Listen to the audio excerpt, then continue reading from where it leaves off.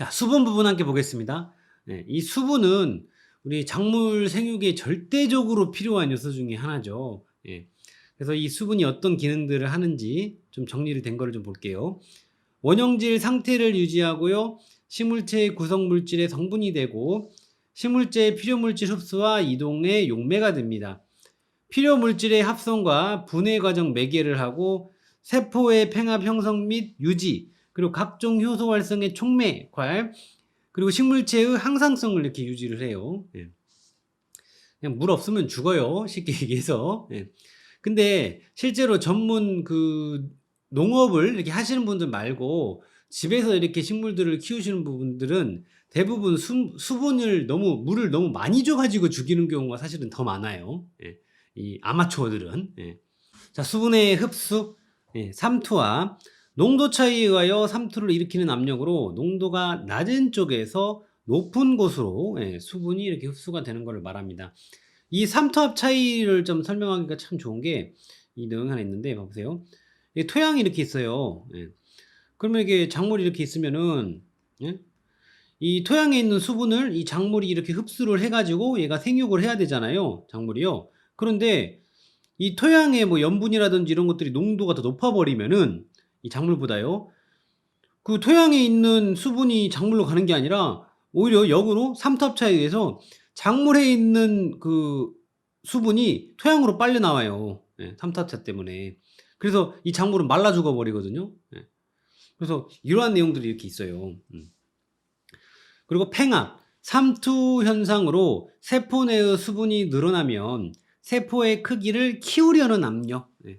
그래서 이걸 이렇게 팽창시키려는 이런 압력. 그래가지고 팽압. 네, 이렇게 우리가 기억을 하자. 네. 그리고 막압은요, 이 팽압에 의해서 이렇게 늘어난 세포막이 탄력성에 의해서 다시 수축하려는 압력. 그래서 이제 암기법을 하나 되면은 이 팽압의 반대가 되는 거죠. 그래서 팽창을 막압. 그래서 막압입니다. 더 좋은 방법이 있으면 그걸로 하시면 됩니다. 예, 작물의 요수량, 예, 요수량, 그러니까 물을 요구하는 그 양이거든요. 필요로 하는 그 양이요. 그래서 그 요수량의 정의는요, 건물 1g을 생산하는데 소비되는 수분량 이렇게 됩니다. 그래서 작물별로도 다 요수량이 좀 다른데요. 예, 선생님이 이렇게 좀 표로 정리를 해놨죠. 그래서 여러분들이 이제 좀 기억을 해야 되는 게, 자, 명아주, 호박, 알팔파 이런 애들이 그 요수량이 큰 편이다. 이 친구들이 크다. 그리고 옥수수, 수수, 기장 이 친구들은 요수량이 작은 편이다. 근데 이 중에서도 기장이 가장 작습니다. 요수량이요. 이 요수량에 대한 기본 메커니즘을 조금 잠깐 말씀을 드리면은 기본적으로 작물들이 그 생육 초기에 좀 요수량이 큰 편이에요. 대체로. 그리고 뭐 광이 부족하다든지 바람이 많이 분다든지 뭐 공기 습도가 막 너무 낮다든지 내지는 뭐 저온 내지는 고온 이런 좀 특이한 상황들 내지는 뭐 토양 수분이 또 너무 많다든지 아니면 너무 또 작다든지 아니면 너무 또 척박한 토양이라든지 이런 환경에서 작물을 기르게 되면요 같은 작물이더라도 상대적으로 요수량이 좀 많아져요. 요런 좀 기본 메커니즘이 있어요. 예. 그리고 대체로 요수량이 적은 작물이요. 예, 건조에 대한 저항성, 예, 우리가 이제 내한성이라고 하죠. 예. 가뭄을 잘 견디는 힘을 말해요. 예, 내한성이 강하다. 그리고 증산계수라는 게 있는데 여기 점점점 이렇게 찍어주세요. 예, 증산계수라는 것은 건물 1g을 생산하는데 소비되는 증산량을 말합니다. 예, 그래서 요수량하고 함께 조금 비교를 해서 보시면 좋겠어요.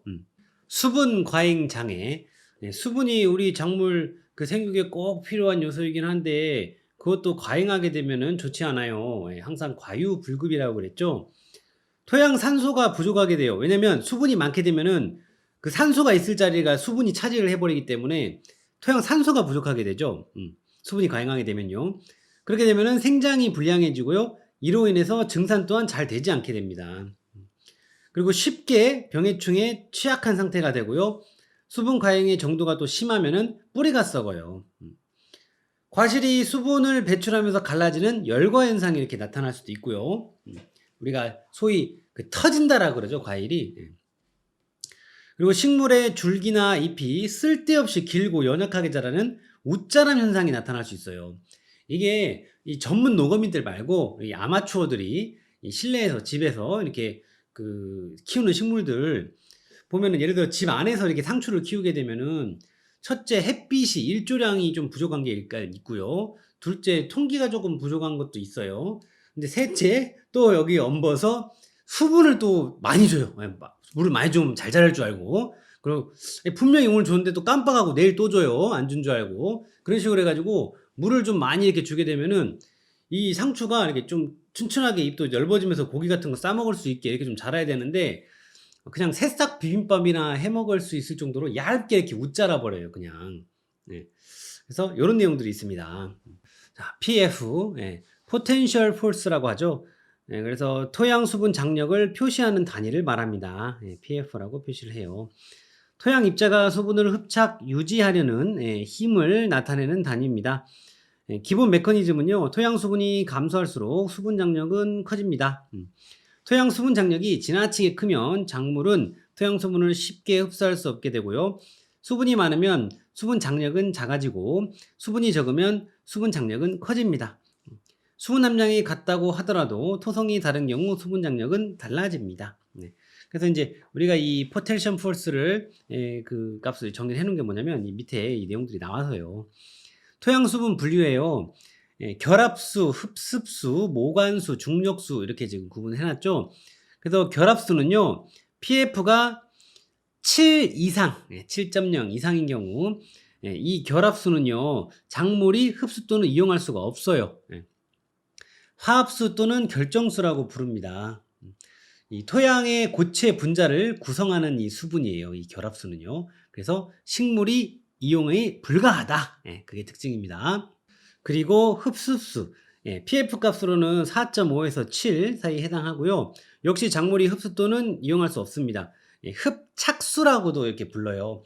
공기 중에 그 수증기를 토양에 이렇게 응축시킨 이 수분이거든요. 그래서 결합수하고 이 흡습수를 예를 하나 들어보면 쌤 와이프가 이 콘칩을 좋아해요. 처녀 때부터 이상하게 콘칩을 좋아하더라고요. 근데 이거를 막 열면은 바삭바삭한 상태죠. 그때가 그때 그 수분, 거기에 있는 수분은 거의 뭐 우리가 어떻게 할 수가 없는 수분이잖아요. 그 콘칩이. 그거를 생각을 하면 좋고요. 시간이 좀 지나면 봉지를 따고 좀 지나면은 이 콘칩이 살짝 촉촉하고 눅눅해지잖아요. 그 상태를 이 흡습수 정도로 생각을 하면 좋겠어요. 역시 식물은 이용할 수가 없습니다. 이 결합수든 흡습수든. 자, 그리고 모관수 이거 좀 중요합니다. PF 값으로는 2.7에서 4.5 정도 해당이 되는데요. 작물이 주로 이용하는 이게 유효 수분이에요. 그래서 음집수라고도 부릅니다. 그래서 물 분자 사이에 음직력에 의해 가지고 유지되는 수분을 말을 해요. 음집수요. 그리고 중력수, PF 값으로는 0에서 2.7 정도에 해당이 되고요. 중력에 의해 토양층 아래로 내려가는 수분을 말합니다. 그래서 이 중력수는 모관수의 근원이 돼요. 그래서 자유수라고도 부릅니다. 중력에 의해서 자유로이 이동하는 수분이라 하여 자유수라고도 합니다. 자, 토양의 특징적 수분 상태 해가지고 이제 내용을 좀 읽기 전에 기본 메커니즘을 조금 먼저 말씀드려가면 이 PF 값이 커질수록요 토양 수분은요 적어지는 이 메커니즘이 있어요. 요 내용 우리가 가지고 아래 내용들 한번 같이 읽어볼게요. 최대 용수량 PF 값이 0이죠. 토양의 모든 공급이 물로 포화된 상태에 그거를 이 최대 용수량이라고 이렇게 표현을 합니다. 그리고 포장 용수량, 식물이 가장 많이 이용하는 건데요. PF 2.5에서 2.7 이 정도 해당이 되고요. 중력수를 배제하고 남은 수분 상태로 최적 함수량에 가깝습니다.